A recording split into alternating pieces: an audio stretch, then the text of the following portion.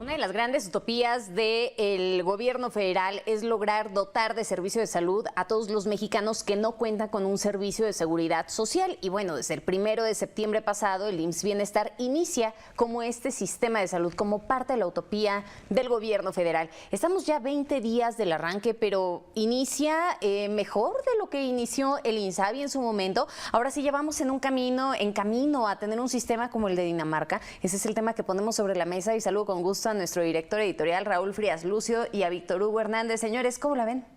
Hola Magda, ¿cómo estás? Quiero saludarte. Víctor, ¿cómo estás? Buenas tardes. Buenas tardes, Raúl. A ver, todo un tema, este tema del IMSS Bienestar.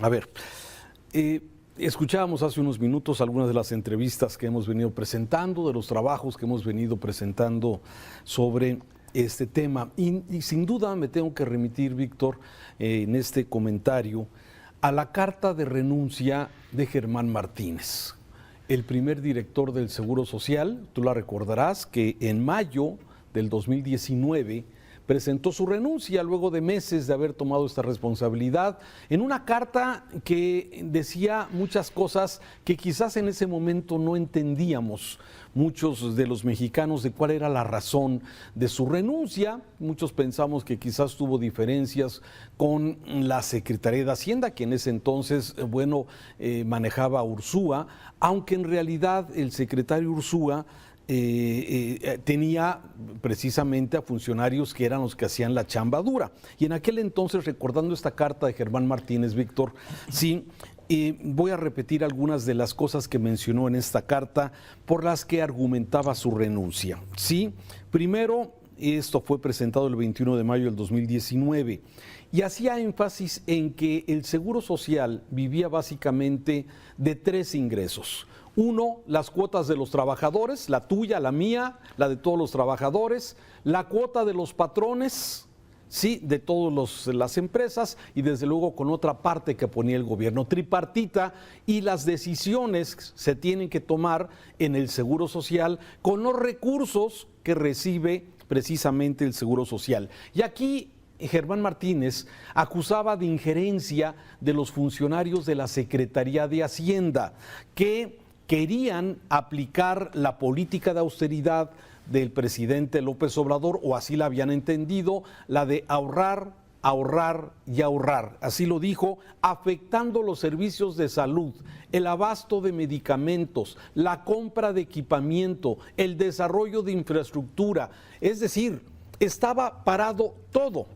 Entonces, ahora, y también hacía referencia en esta carta de renuncia, precisamente el objetivo que el presidente le había dado a Germán Martínez de que se otorgara un servicio universal para todos los mexicanos a través del IMSS Bienestar. Ahí fue la primera vez que vi esto del IMSS Bienestar, sí, cuando hablaba de un servicio de salud universal. Y de ahí quiero partir, Víctor. Cualquier proyecto de gobierno, Raúl, cualquier cambio, cualquier reestructuración o cualquier dependencia, cualquier plan, si no va acompañado de un presupuesto correcto, está destinado al fracaso. Y yo creo que aquí ahí fue cuando se sentaron las bases de lo que vendría a ser una tormenta perfecta en materia de salud. Para empezar, primero, el deseo o esa estrategia, no quiero decir necedad, esa estrategia de centralizar los gastos en el afán de tratar de combatir la corrupción y hacer más eficiente la operación del Estado mexicano, fue, ya lo hemos visto, un gran problemón que generó, no solo en salud, ya lo hemos visto, en otras grandes áreas del quehacer de gobierno, por un lado.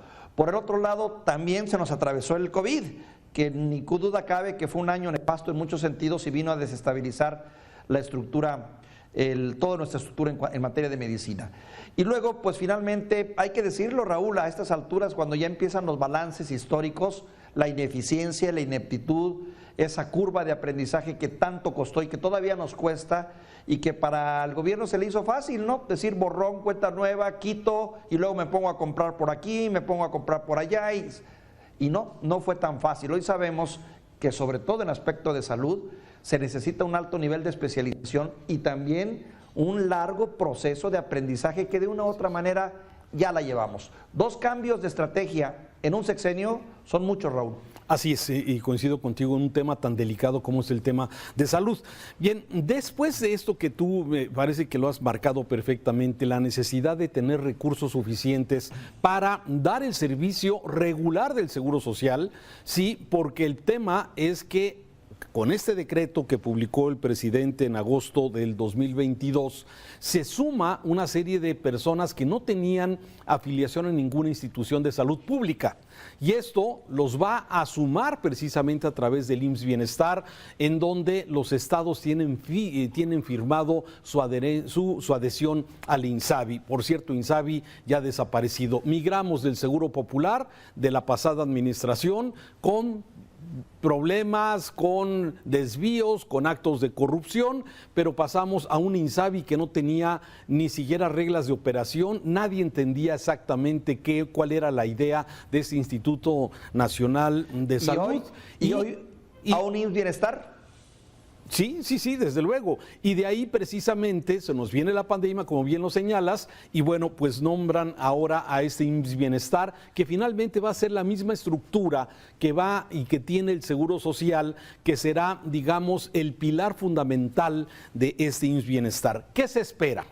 Bueno, se espera que tengamos un sistema de salud universal como el que ha prometido el actual gobierno y que aprovechando la infraestructura, que eso se debe haber hecho desde el principio, sí, y se ve que lo tenían planeado de acuerdo a la carta de renuncia de Germán Martínez, sí, el Seguro Social iba a ser, digamos, el pilar fundamental para el IMSS Bienestar y dar ese servicio universal a todos los mexicanos. Sin embargo, ¿qué pasa? Los ahorros, por un lado, que rompían de alguna forma la inercia de lo que se requiere, como decía el médico que entrevistaba a Magda hace unos minutos, sí, le estamos invirtiendo solamente el 5% del PIB, el 5% del PIB al tema de salud, mientras que países como Japón, como Canadá, le están invirtiendo hasta el 12%. Aquí el tema en México, para resolver todos los problemas, Víctor, se necesita dinero, recursos, y aquí el gobierno, en esta política de cuidar los votos electorales, no se ha atrevido a dar ese paso necesario que es una reforma fiscal, que más mexicanos paguen impuestos y que ese impuesto, ese dinero, sea utilizado precisamente para mejorar un sistema de salud como al que aspiramos, como el que dice el presidente que tenemos que tener los mexicanos, un servicio de salud como en Dinamarca. Mira, Raúl, ni este gobierno ni los anteriores han tenido el valor para hacer realmente lo que se necesita en este país y que, como dicen fuera máscaras, es una reforma fiscal integral, completa y más ambiciosa. Sí. Y no se ha querido hacer esa reforma fiscal que evidentemente representaría más recursos para el gobierno y para poder sacar todo este tipo de problemas, porque bien lo dice, se busca más el que reditúe electoralmente y no perder votos. Claro. Ahora está ocurriendo otro problema similar, y es cierto. El Seguro Social ha sido durante mucho tiempo, ¿desde cuándo te gusta? Desde 1900, que fue su fundación, en 1943 a la fecha, columna vertebral y esencia misma de la salud de los mexicanos. Lo más lógico de suponer y pensar era que por su estructura, que es una estructura compleja pero ya probada, con todos sus problemas, sirviera de ancla para poder soportar las otras estructuras de cuestión de servicios médicos, porque ese es el problema que tenemos. Tenemos 3, 4 instancias de medicina masiva que, pues la verdad, cada una opera con sus propias broncas y sus propias limitaciones. Es cierto, el Seguro Social tiene el problema crónico del financiamiento, el problema de las prestaciones y también el problema de las limitaciones del tema de las pensiones y otros tantos, pero eran temas que bien se podrían intentar corregir, cambiar o modificar, no borrar. Y lo que está pasando ahora, en lugar de corregir eso, pues le echas millonadas, no sé cuántos mexicanos más van a tener acceso a este servicio, 11 millones. ¿Tú sabes lo que eso significa? Que se dice fácil, pero son 11 millones que potencialmente van a estar necesitando salas, necesitando vendas, necesitando medicina, necesitando salas de parto, necesitando... Hombre, no se puede. Creo que la estrategia falló. Sí, y me parece, pero a ver, yo creo que todavía está a tiempo de darse el recurso necesario para comprar equipo, para no estar aplazando las consultas, aplazar las operaciones. Mira, datos interesantes del Seguro Social. Atiende todos los días 832 partos, todos los días a nivel nacional.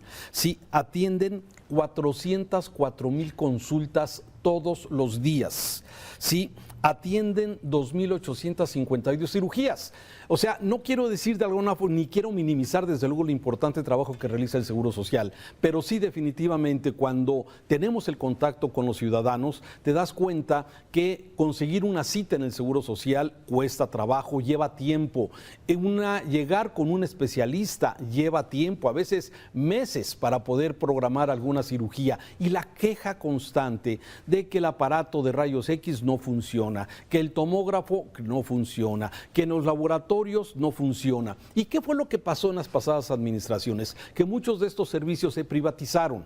Sí, y entonces el Seguro Social tiene que desembolsar también cantidades importantes de recursos, de dinero, para poder pagar esos servicios que se privatizaron. Diálisis, por ejemplo, estudios de laboratorio, y eso es lo que de alguna forma viene en contrasentido de la nueva forma de dirigir a este país, que tiene que ser a partir de empresas paraestatales o del mismo instituto y dejar de alguna forma de privatizar muchos de estos servicios. Y es ahí donde vino esta descompensación que todavía hoy estamos padeciendo en el tema de los servicios del Seguro Social. Ojalá sí se le puedan dedicar los recursos suficientes para que haya un abasto de medicamentos, que no haya desabasto, que se quejan los usuarios, los derechohabientes todos los días, que no se sigan aplazando las cirugías y que se pueda tener un servicio realmente de calidad e universal, Víctor. Raúl, y también en descargo mucho de lo mal que están las cosas luego en el Seguro Social, hay que decirlo, que todos los días hay actos ahí heroicos, hay también un personal muy calificado. Hay áreas del Seguro Social que son de excelencia, que compiten con lo mejor del mundo y donde se entrega lo mejor de lo que somos como mexicanos en materia de salud. Lo ideal sería que todas estas áreas, de las que ya hemos hablado en otra ocasión, pudiera estandarizarse y fuera el común denominador en todo el país. Sin embargo, pues ya hemos visto que no es así. Vamos a ver qué ocurre ahora con este nuevo proyecto de IMSS Bienestar, del cual pues tengo mis dudas, ¿no? Porque con un presupuesto de 5%, cuando como tú bien señalas en otras partes es del 12% y superior en cuanto a los recursos que se le dan, pues no podemos esperar mucho.